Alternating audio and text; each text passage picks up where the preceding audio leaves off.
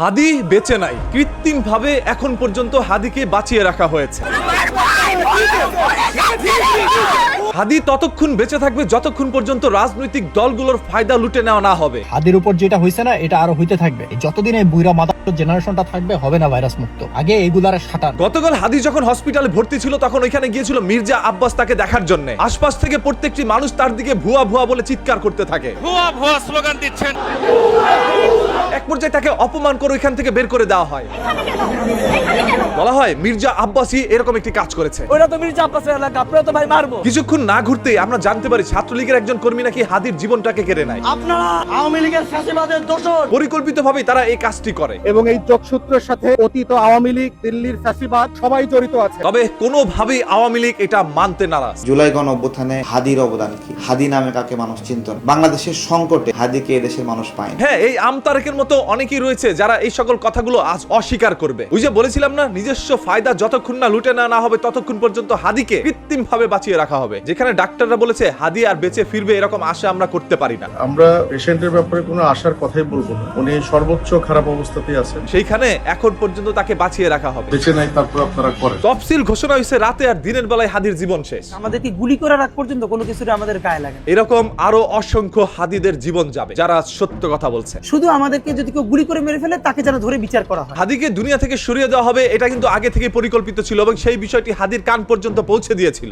ভাইকে বারবার নিষেধ করছে, আপনার লাইফের উপর রিস্ক আছে। এরপরও এই হাদি বলেছিল, আমি যে জায়গায় যাবো 50 জন আমার লাগে আইবো, তোর কেউ লাগবো না। আমার ভাই এত সাহসী, আমার ভাইয়ের জানের মায়া নাই। হ্যাঁ, হাদি কাউকে ভয় পেত না। হাদি নিজের জীবন নিয়ে পরোয়া করতো না। আপনি যদি আজকে আমাকে, জাবেরকে, আমাদের টিমকে মেরে ফেলেন এবং তার যদি বিচার করতে না পারেন, তাহলে নতুন কেউ জন্মাবে না। শুধু এই জন্য তার বিচার করে ফেলতে হবে, আর কিছু স্পেশাল সিকিউরিটি লাগবে না। এরকম একজন সংগ্রামী এবং সাহসী লোককে আজ বাঙালি হারাতে যাচ্ছে। এই গুলিটা আসলে ওসমান হাদির মাথায় লাগে, এই গুলিটা লাগছে বাংলাদেশের সিস্টেমের মাথায়। আর বাংলাদেশে এখন সিস্টেম বলতে কিচ্ছু নাই। যে যেইভাবে পারবে, যার যে ক্ষমতা আছে সেটা ব্যবহার করে লুটে পুটে খাবে। এইটাই হচ্ছে বাংলাদেশের এখন সিস্টেম। আপনি কি জানেন হাদির বর্তমানে যে অবস্থা, মাত্র 5% তার সুযোগ বা সম্ভাবনা আছে ফিরে আসার। হাদির মাথার খুলি কেটে পাশে রাখা হয়েছে। আসলে হাদির শারীরিক অবস্থা খুবই খারাপ। হাদি হয়তোবা বেঁচে নেই, রক্তক্ষরণে তার মৃত্যু হতে পারে। তবে কেন এখন পর্যন্ত তাকে বাঁচিয়ে রাখা হচ্ছে? অন্যদিকে বেগম খালেদা জিয়ার কাছ থেকে হাদির দোয়া নেওয়ার স্বপ্ন ছিল, যার কারণে আজ একই হসপিটালে দুইজনকে রাখা হয়েছে। সে যদি সার্ভাইভ করে, সেটাও তো আসলে তার লাইফটা কিভাবে যাবে আমরা জানি, কারণ জুলাই যোদ্ধাদের আসলে লাইফ কিভাবে যায় তাদের সাথে যাদের যোগাযোগ আছে তারা জানে। দেখেন, যেহেতু রাজনৈতিক মাঠ এবং সামনে আসছে নির্বাচন, সেহেতু নির্বাচনকে কেন্দ্র করে এরকম অনেক হাদির জীবন যাবে। পরিকল্পিত আক্রমণ, এবং এটা আমাদের সবার উপরেই আক্রমণ। হাদিকে দেখার জন্য যখন বিএনপির নেতা মির্জা আব্বাস গিয়েছিল হসপিটালে, তখন তার সাথে বাজে আচরণ করা হয়।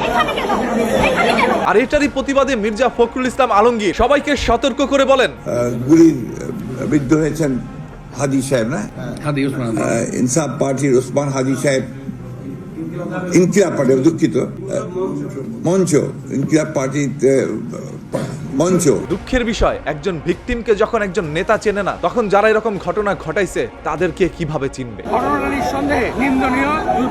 আসলে আমাদের দেশের পরিবর্তন কখনই হবে না, কারণ যাদের দ্বারা পরিবর্তন হবে তারা তো আমাদের আইডল হওয়া দরকার। সেই আইডলগুলো এখন শুধুমাত্র ঢোলে পরিণত হয়েছে। যেখানেই যায় সেখানে নিজেদের সুনাম বলে ঢোল বাজায়। এই বাজা ভাঙ্গা উপদেষ্টারা তারা কি বলছে? আসছে, যাচ্ছে আর ঘুমাচ্ছে। ওসমান হাদির মতো একজন জুলাই যোদ্ধাকে তারা নিরাপত্তা দিতে পারছে না। হাদি নিম্নবিত্ত পরিবার থেকে উঠে এসেছে। স্বপ্ন ছিল একদিন তিনি অসহায় মানুষের পাশে দাঁড়াবে। ওসমান হাদি যদি সংসদে যায়, ওসমান হাদির কণ্ঠস্বর হবে আপামর বাংলাদেশের কণ্ঠস্বর, ইনশাআল্লাহ। কারণ অসহায়ত্বের কষ্ট এই হাদি অনুভব করতে পারত, যার কারণে রিকশা দিয়ে পায়ে হেঁটে তিনি নির্বাচনের প্রচারণা করত। গণ অভ্যুত্থানের পর এই হাদি কখনো চিন্তাও করে নাই একদিন এইভাবে তার জীবন যাবে। আমার কাছে একটা কল রেকর্ড আছে, গোপালগঞ্জের ছাত্রলীগ একজন ফোন দিয়েছে, আমি খুব আনন্দ নিয়ে শুনেছি। এখনো তারা বলে এই রাষ্ট্র আমাদের এবং হাসিনা দ্রুতই ফিরবেন, আপনারা দ্রুত পালান অথবা হাসিনার পা ধরে মাপ চান। এই হাদির মতো করে যারা গণ অভ্যুত্থানের সাথে জড়িত ছিল, তাদের পরিবার আজ তার সন্তানদেরকে নিয়ে চিন্তিত। প্রত্যেকটা পরিবার তাদের সন্তানদের নিয়ে চিন্তিত। বাংলাদেশের ইয়াং জেনারেশন যারা রাজনীতি করতে চেয়েছিল